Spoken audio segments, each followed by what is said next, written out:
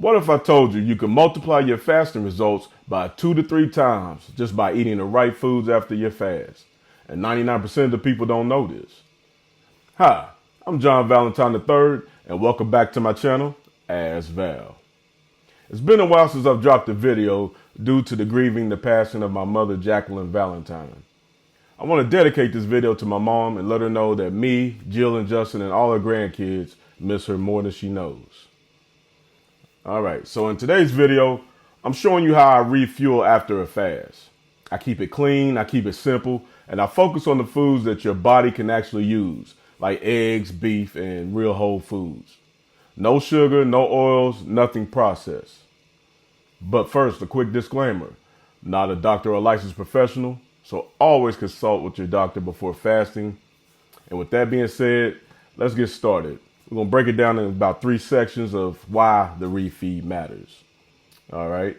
First, the refeed matters because you don't want to undo all the hard work that you did by fasting to begin with.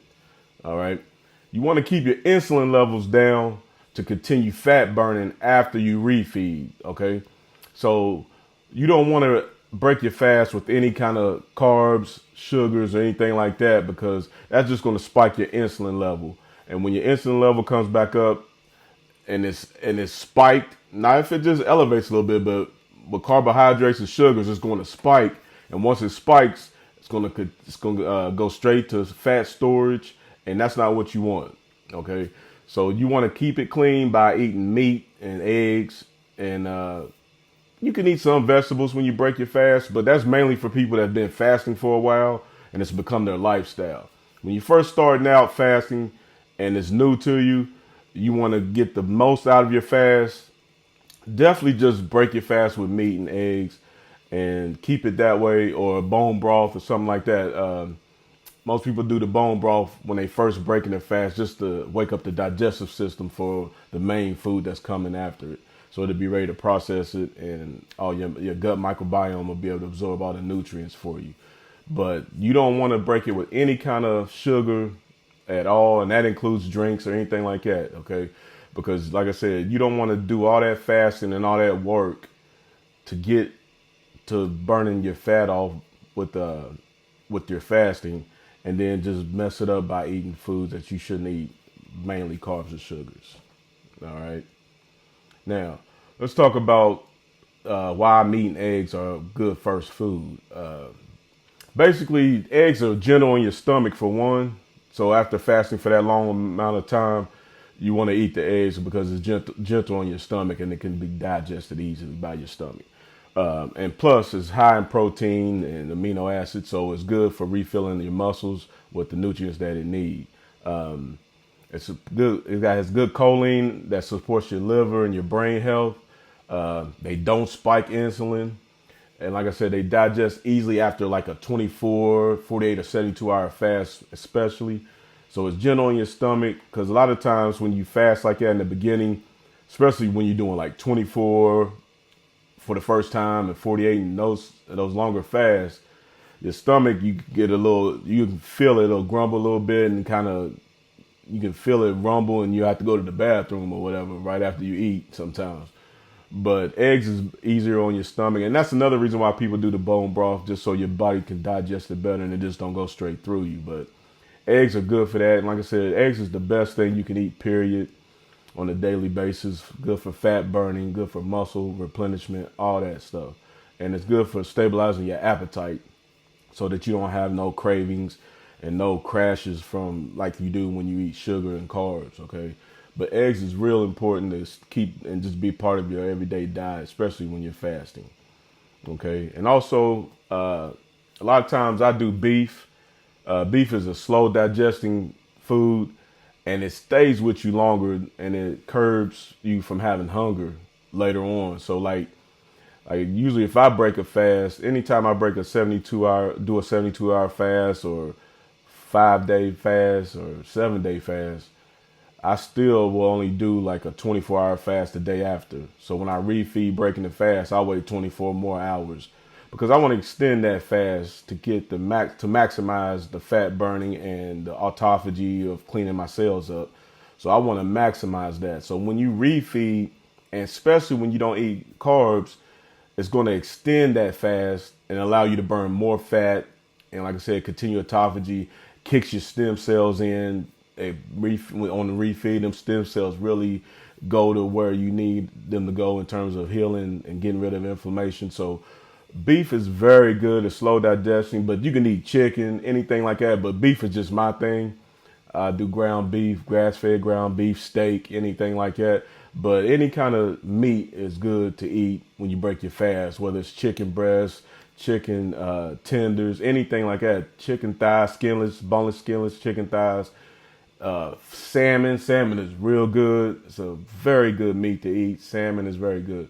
Most people do that with when they break their fast. This is very good. Some people, if they will eat it, sardines are real good. It's got those omega-3s that are very good for breaking fast, because you want to rebuild your muscle, because your muscle breaking down a little bit because it's healing itself and it's replenishing all the tissues and everything. And you want to refeed those muscles as soon as you refeed, but you want to do it with good proteins. So definitely keep it with the proteins. Stay away from the carbs, okay? All right, now I want to talk about what you should do after the fast when it comes to not eating carbs and sugars, okay? Like, people think once you fast, you can just eat anything, and that's just simply not the case, all right?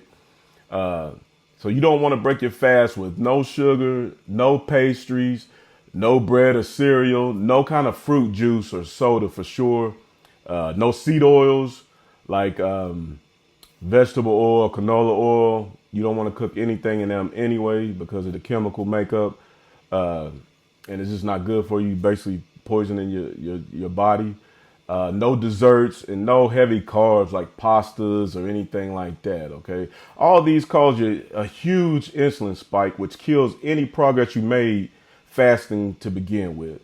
So don't think just because, oh, I fasted and I'm good and I can eat whatever after I fast, I'm good. No, because soon as your insulin spikes, it's just going to put fat right back on. So whatever progress you made by burning fat, it's coming right back as soon as your insulin goes up. All right. Insulin is your fat storing hormone, or it is your muscle filling hormone as well. But it only does that when you've depleted all the glycogen out of your muscles and out of your body and out of your liver. Initially, it's just going to put glucose in your muscles. But after that, you're going to have excess because you're not doing anything, because you got your old habits. So you're not doing anything to burn that glucose. So as soon as it fills in your muscles, the only other place it's got to go, fat. It's got to store it as fat. All right. So be smart and don't think you can just break your fast with anything. I had a friend that was fasting, and then I believe they had a female that wanted to fast a little bit or was curious about it. So the friend said, yeah, I'm going to do a 24-hour fast.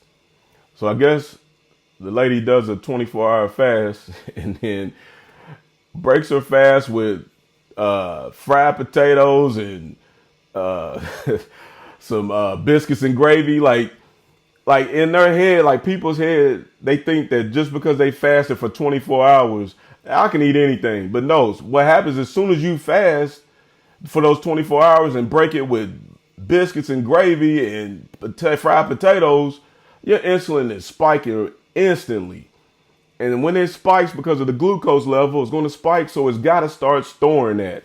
So you fasted for 24 hours. So whatever hours, whether it was 6, and then usually in the beginning, because your body, if you're not used to fasting, it probably didn't get rid of that much fat because it's building up. It's trying to get rid of a lot of fat and a lot of toxins and all that out of your body that you've put on for 40 some years. So a 24-hour fast is not going to be able to get any kind of progress with fat removal.